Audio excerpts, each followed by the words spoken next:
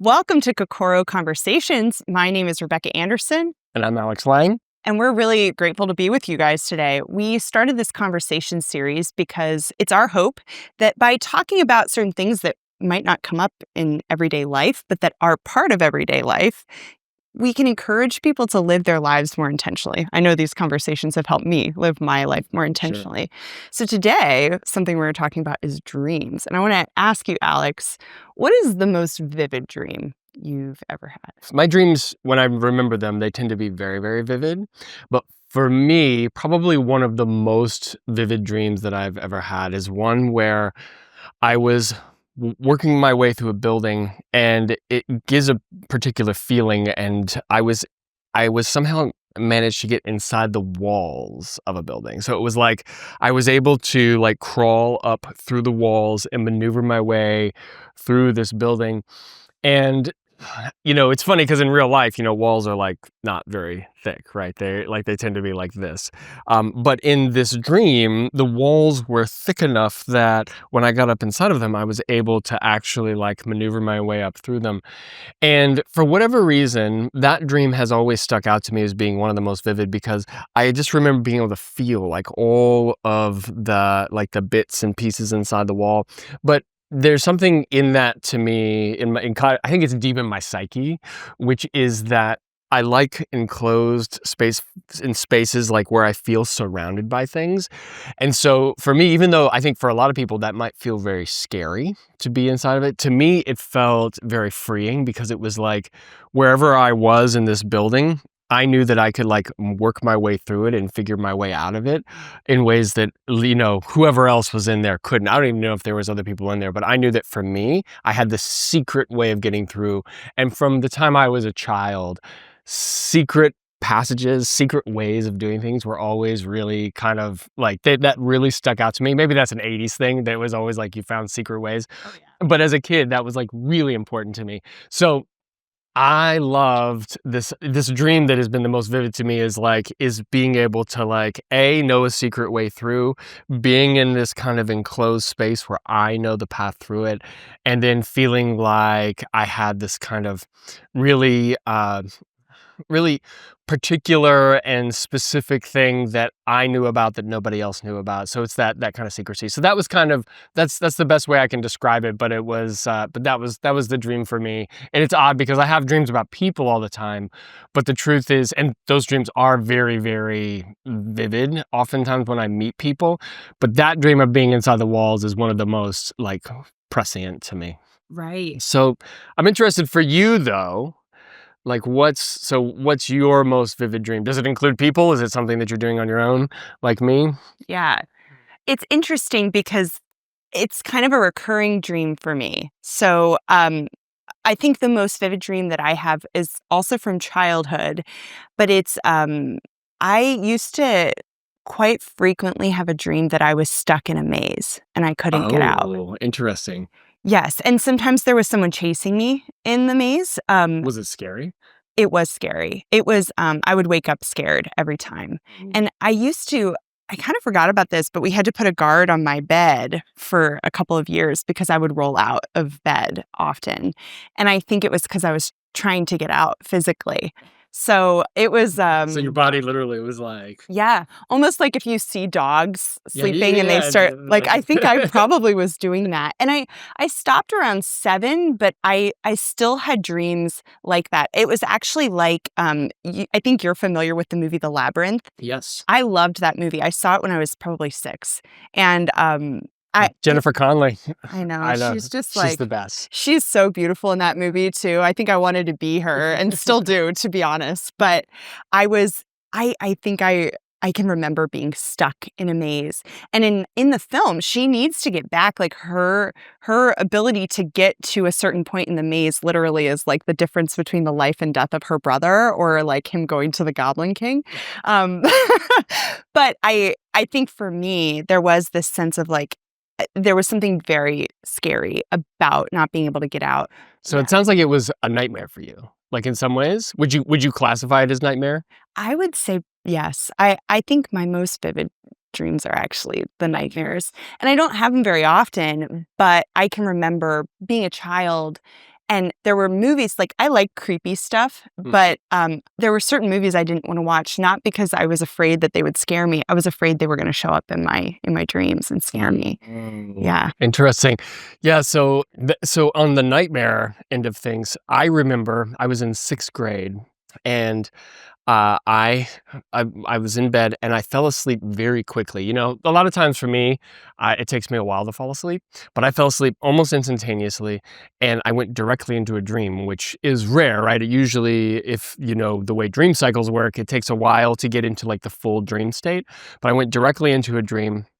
And I remember that I was watching, I was like following a guy, and he had a hammer in his hand, and then like I was following him through, and he turned around and he saw me, and he came up to me, and he basically like cracked me like with the hammer, and then I woke up like immediately, like it was like I right as felt that, like yeah, what you just just did. like I came up. And what's interesting, this gives you a little insight into my childhood.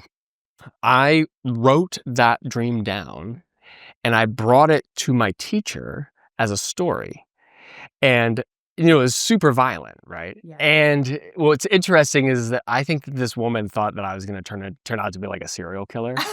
because like I guess you know, like it was, and I brought her more dreams that I would have that were very violent. And I don't know if she ever talked to my mom about them, but uh they were like these extraordinarily, but I would write them into stories, which I just thought was really interesting. But I agree with you that the dreams that are kind of the most visceral often are the ones that, you know, have this really deep emotional component, whether it be fright or fear. Or I'll give you another one. After my mom died, we didn't have a very close relationship, but she appeared to me in my dream. And it was probably like, I would say like a week or two after she had died. And I remember I was kind of walking through something in the dream, and she appeared there. And in some ways, it was the most connecting moment I've had with her, like in my life. And it was inside of a dream, which was kind of this amazing thing to me. So like, I think that in some ways it's interesting when you meet a person, how that person can completely like meeting a particular person can like change the tenor of a dream, you know, from being something that's just regular to like, oh my God, I remember that because it felt so connective to me. Yeah, and it kinda, like, makes me misty-eyed just because I can think of 2 occasions of people like, I don't think I've had the experience of someone who's died appearing to me in a dream, but I've heard of 2 instances where it's been just so healing for people Mhm. to see. In the case of a man who was really abused, who's Daryl Hammond, he was on Saturday Night Live, a comedian, but his mother was horribly abusive to him, and he had a dream that he was, like, in bed, and through like a frosted window with snow falling, she was a child and came to him, and he could see that she had been just as badly hurt, and she, I think, had died, but Mhm. she came and apologized to him. Oh, wow. Yeah.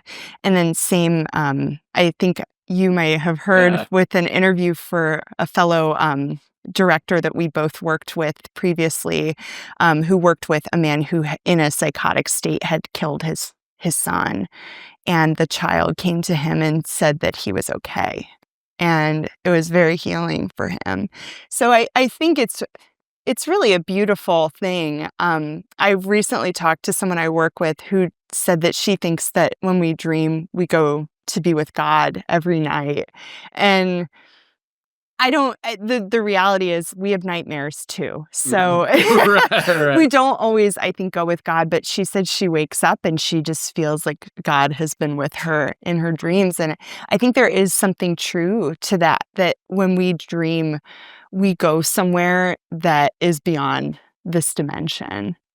Yeah, well, and I think that brings up kind of an interesting question, right? Which is, you know, you were kind of talking about earlier about how your this dream of you being in the labyrinth was a recurring dream. Yeah.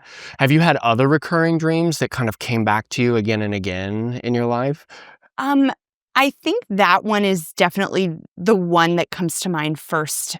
I will say it's not necessarily like a recurring dream in the same way, but something that since like in recent years, like the past maybe 5 years or so, I have had many dreams where I'm in the ballet studio I grew up in. Mm. And I see the girls that I dance with a lot. Are they young at that time? Like, what are you in the dream? Are you young again, or are you your age now? I think we're all in high school. Okay. But not always. I mean, sometimes we're adults who've come back, Mhm. which, I mean, that's something I only did that maybe once or twice where I came back and took class as an adult there. But it's been strange. I mean, it's so detailed where, I mean, and I spent years in that same space Yeah. physically, but I'm at a specific spot in the room. And the smell, I can remember, it's very, it's not the best smell, but it's a very visceral smell. Yeah. So it's It very comes in the detailed. dream, you can actually, like, smell it again. Yes. And I can see like the girls in front of me. Wow. Yeah, it's really, And are you dancing? Like, are you practicing for something? yeah, well, you do a ballet class has like the same kind of pattern. You start at the bar, you move to center. I'm at bar and we're doing plie as your first step, but we're doing plies, tendus, dégagés, all the steps in order, basically. In the dream. Yeah, it's strange. It's really Is it stressful? Because I know that being there when you were in that environment, it was stressful for you. it could be. I mean, but the reality is, yes, there were times of real stress and pain. There were also times of like the greatest joy. So in your dreams, what tends to happen when you're there? This one was a really strange one, but I went to a dance conference with somebody years ago in 2011 who went on tour with Taylor Swift. And and in this dream, I remember he was, and we didn't dance together like in my dance studio. We just, for 2 weeks, were at the same conference. But he was in this dream, and I think he was maybe teaching class. And then like somebody came up, somebody was like watching our class to recruit for a next big tour. And they came and watched class, and they obviously wanted him. Like that was sort of what happened. So I didn't really see much meaning to it, Mhm. except I think for me was a girl that I haven't really talked to, but that I loved, and we went to high school together. She was right in front of me. That's what I remember most viscerally. That's interesting. Yes. So the reason I asked about the stress is because for my recurring dream, it's a stress dream. And so when I would feel stress, I would go back to being in my high school Latin class. Because what would happen is in my class, I had in high school, we started in eighth grade. So I had Latin for 5 years. And the way that she operated was that when you came in, you were given a passage to translate every day. And that was part of your homework, particularly once you got into the higher levels of Latin. So you're given like a paragraph. Now, when you came in to go over that, she would have a sentence, and she had these cards that she would like flip through, and then she would randomly draw a card, and you would have to go. Now, you could not read what you wrote down. You had to have the entire thing memorized, and you had to do that every single day. And you didn't know if you were going to get called. You didn't know what sentence you were going to get called. So you had to know the entire thing by heart every day. So you can imagine the level of stress that would bring, because A, I wasn't very good at Latin. And B, what would often happen is, I would go into the class and, I would have like a loose sense of what it was, but not only would she say you have to translate it, she would then ask you questions about the grammar. What part of speech is this? Where is this going? Why is it? So you had to break it down, and then you would get graded based on that, based on the number of errors you made. So for me, in my dream, what would often happen is, if I'm having a stressful time, I'm back in high school, I haven't prepared for the class, I'm not ready. And so I'm like, oh God, the class is coming, the class is coming, the class is coming. And I'm like, I don't remember how to do it. Like in my dream, I'm just as bad as I ever was, if not worse, at Latin. So it's like, I'm trying to get to the class, and usually like the stress, I don't even get to the class because I'm trying to figure out like how am I going to figure like I'm going to friends. I'm like, hey, do you have the translation? I don't even know where it is, and they're like, yeah, I'll get it to you, and then I never get it. Okay, thank you, Mrs. Merrill, for giving me stress dreams that when I come back to, I know that I'm dealing with a stressful time because I go back to your class. Wow. Yes. Well, and your memory did spark one for me. And what I remember was a couple of years ago, I became, I was really wanting to lose weight. And I wasn't even really heavy, but there was part of me that I didn't know was there. But I was never ballerina thin in the way that I wanted to be. So I was like, I'm an adult and I have much more power over my life than I did when I was dancing. So I want to get to ballerina thin. And I started dreaming of this teacher I had that was very stressful for me. And when I was dancing, I got pulled aside and told to lose weight, I think twice. And it was mortifying in the ways that you would imagine, being a teenage girl and being told, they said, I remember, do you know why we're talking to you? And I was like, because I have gained weight. I knew.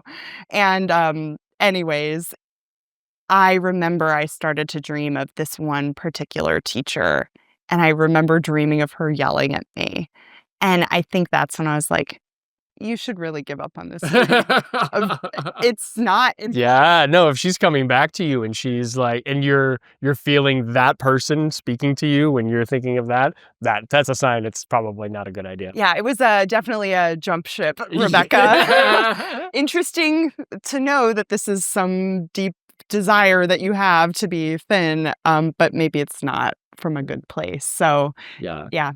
Now, when we're in dreams, I think something that's important is, we know that there's different stages to dreams. And often in the first stage, I don't know if you've ever experienced this, but when you do something very physical, a good example might be like if you're shooting a basketball or ballerina steps, or there's some physical task that you have to repeat. What'll happen is, I don't know if you've ever had this happen, but when you like fall asleep kind of early, and then you wake up within 10 to 15 minutes of that, oftentimes you will be dreaming about that task. Your mind is literally replaying it. Absolutely. And, I've had that happen where I'm like, oh my God, I was like thinking about this thing, because your mind thinks, oh, this is important. Maybe it's not, but it's like, it's important. And it's trying to help you remember so the next time you do it, you're better. Now this is why practicing well really matters, because if you've practiced it poorly, your brain will then kind of solidify the negative technique that you've memorized or that you practiced earlier. So practicing well actually really does matter, so you can do things better. But then when you move on, of course, you're starting to process other things. And a big part of dreaming that we know now is that it's shuttling off some memories, like it's actually like getting rid of some memories that you have. It's solidifying others, and it's going through short-term, long-term. But another thing that it does, which I just think is kind of beautiful, is that you're often problem solving in a dream. Absolutely. So I'm interested to know, have you ever had a dream that helped you solve a problem that you were working on in real life, and you woke up from the dream and you thought to yourself, oh my God, I know now what I need to do to fix this issue? Yes, absolutely. It used to happen to me a lot too, like in college. I'm kind of a night owl naturally, and there's always been something kind of fun for me about staying up late to work on things. I mean, and it's part of work ethic too for me. I'm like, I got to get it done. I'm going to put extra time and effort in. So in college, I always had a roommate, my friend Sydney. She's one of my best friends. And I would get back from working out at the gym at like 11 o'clock at night. And then I'd be like, Sydney, I gotta read. I gotta keep working. And she'd be like, all right, well, we know how this is gonna go. And what she knew is that I would sit there, I would read, and then I go, I just gotta lay down for 15 minutes, but then I'm gonna get up. And I would lay down for 15 minutes, fall fully asleep, but I was like working through whatever I was reading. So I would start talking in my sleep about it to her. But I would usually wake up with like a solution if I was writing a paper to whatever I couldn't figure out about the paper. I remember having to write like a big senior research paper, and I would get really stuck go to sleep, and wake up and understand what I needed to do next. So I learned to not do what my mind wanted me to do, which was like keep muscling through being exhausted, because I would just get further and further down the rabbit hole of not understanding. But I think there are other ways too where I've ignored a problem.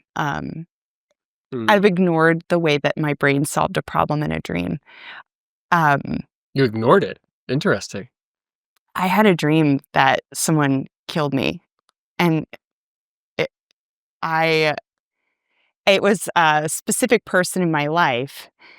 And I thought, well, that's just a weird thing for my brain to do. Surely this shouldn't impact the way that I see this person. And there's some truth to that. I mean, you don't want to give more power to a dream, but I think what I needed to do was not like sit there and go, and I didn't sit there and say, this person is going to kill me. They didn't, they haven't, they won't. My brain is trying to tell me to be cautious, and I fully ignored it. But it was actually, I didn't want to note it as one of my most visceral dreams, but it really was like, I think I woke up crying. Wow. Yeah. But then you shoved it aside. And how long did you ignore that? Like 3.5 years. I mean, yeah. Oh, wow. So that's crazy. So, oh, wow.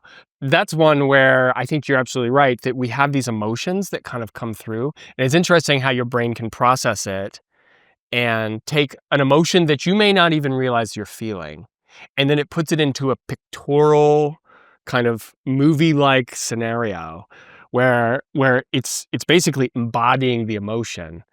And then you kind of have to interpret that, right, in some ways. And in that instance, unfortunately, right, you kind of like, well, that's strange. And then you kind of moved on. Whereas it sounds like looking back, you're like, that dream was trying to tell me something I didn't realize and Absolutely. I didn't know at the time. Yeah. Yeah. So on my end, I would say that has happened to me a number of times. Some of my best ideas have come out of dreams. And I think it's because, in dream world, you're not boxed in by logic. You're not boxed in by, all the things that kind of constrain us in our day-to-day lives. So probably I've come up with all kinds of really amazing ideas as a result of like being in my dream world. A lot of them are very creative ideas. So I've been working on scripts for a long time. I like to write scripts, and I've been kind of working on this idea for a short story that I was like, I couldn't quite get it to work the way I wanted to. And the neat thing was, in the dream, I literally thought of an entire monologue for this character, and I kept saying it in the dream over and over again. And I woke up and I was like, I have to write this down. And so I went downstairs and I wrote the monologue down.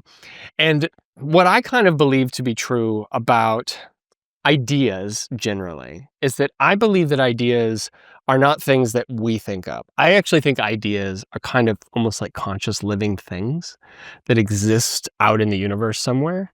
And they're kind of looking for willing participants who are kind of like willing to grab onto them and use them or utilize them.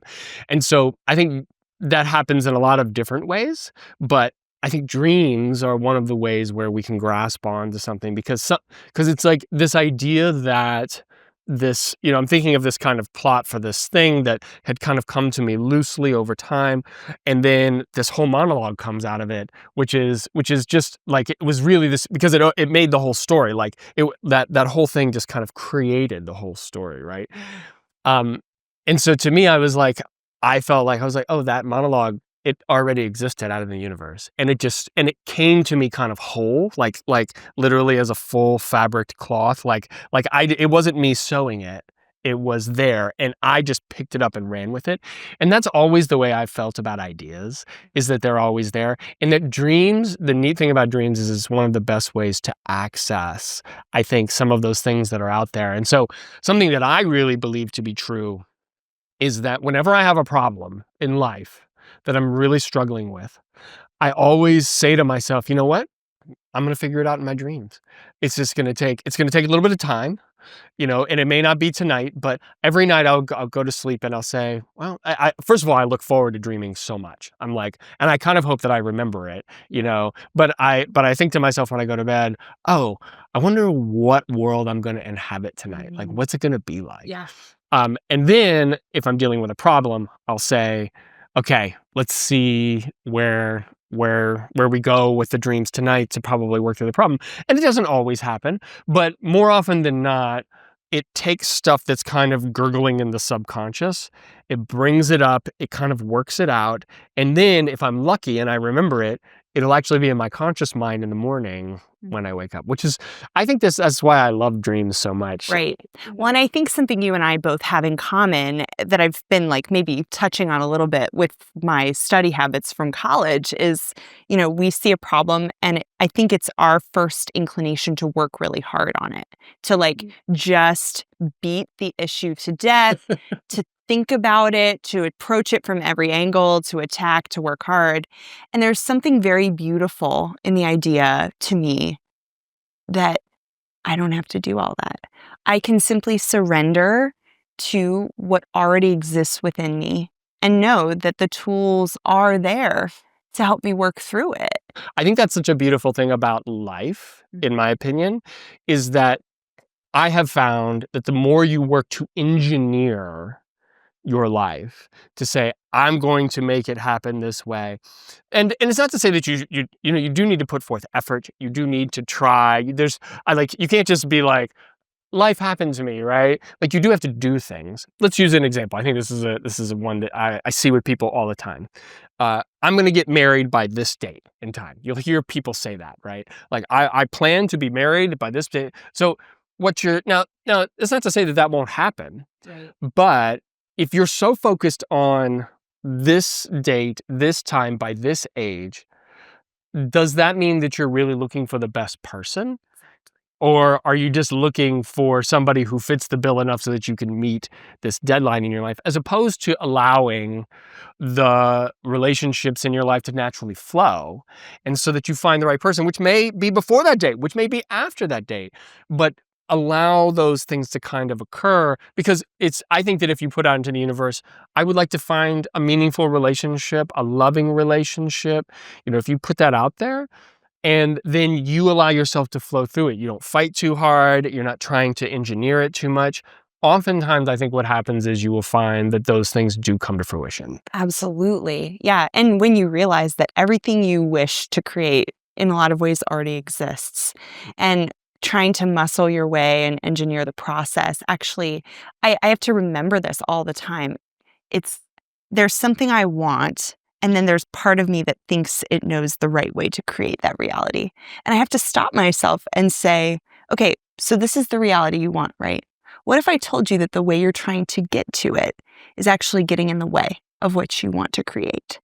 So I just have to remember that. And I think you're right, though, that you can't just sit and wait. It's this interesting tension, isn't it? So it's like you do have to work, you do have to try, but if you do too much, you actually overcompensate and can hinder yourself from being able to achieve the things that you want, which is kind of this interesting aspect, because we're talking about dreams when we sleep. Yeah. And then we're also talking about dreams in our lives. And I think that the two are more connected than people give it credit for. Because I think that often people say, well, yeah, I had a dream and blah, blah, blah, right? Like, so it's like, that's a separate world. And then I have a dream of achieving or having or wanting this. And I think that those two things are very, very tied to each other.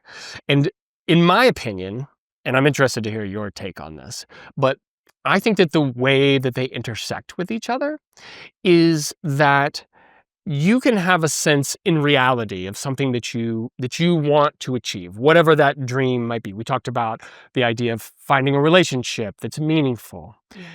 Now, that's something that I think most people can relate to. Most people want in their lives in some way or another. And we're looking for the right person, the right people to kind of make that happen, whether it be romantic or friendships or whatever it is. Now, I do think, though, what's interesting about the dream world when you're sleeping is that the dreams, as we talked about, like your dreams are kind of working through things in your life, because what it does is it can literally help train you. It's why, I think one of the reasons why we used to dream, like why dreaming started among mammals, is that it's training. Why is it that we often die in a dream? Well, it's a lot safer to die in a dream than it is to die in the real world. So if something's chasing you, right, you can get a sense of how you're going to react and work through that. And that's a big part of living in an animal kingdom that can be very violent, right? So in the same way for us, we can practice different ways of being. And I think that if we're practicing something in the real world, what will happen is we can actually practice it in our dreams. And the two kind of work together to build us up. Now, I don't know how you feel about that idea, but that's something that I really believe to be true. Yeah, absolutely. And I think, something that you've talked to me about throughout my life and time knowing you is lucid dreams. And so I started by talking about this recurring dream I had in childhood of going through a labyrinth. And I think that the sinking feeling inside was that I was stuck, that I was not going to be able to get out. And that has been a deep existential fear of mine, that I would find myself or create a situation for myself that I would get stuck in and not be able to get out.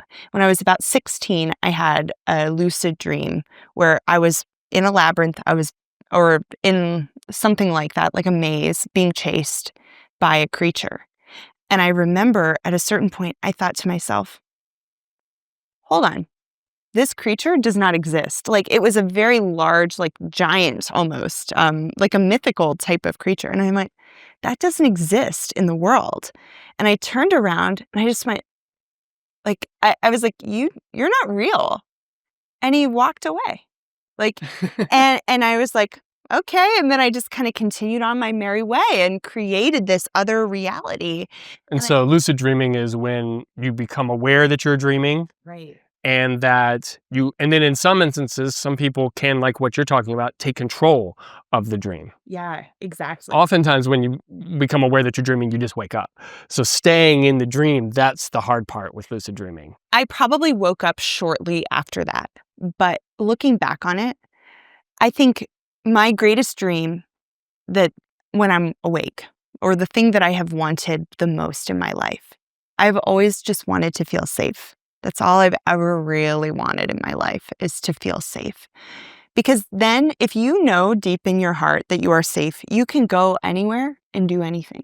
I think the interesting thing about that is that when I've failed the biggest, or when I've had like the biggest life upheavals, that is when I become most in touch with the fact that I'm responsible for my sense of safety. And I think that that's what that lucid dream kind of helped me to create in some ways. Was it helped me to understand, and it's a line from The Labyrinth I can remember.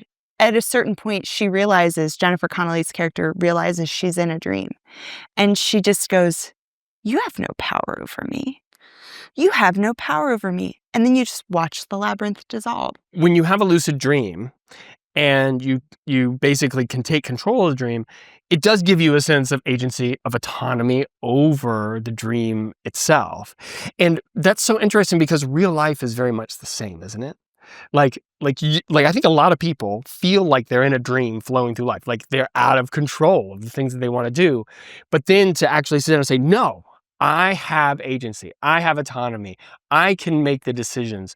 Those two worlds mirror each other. Like our two worlds mirror each other. And I think that there's a beautiful aspect of this, that by realizing in the dream, hey, this character you're not real. You don't have any control over me. And it just walks away.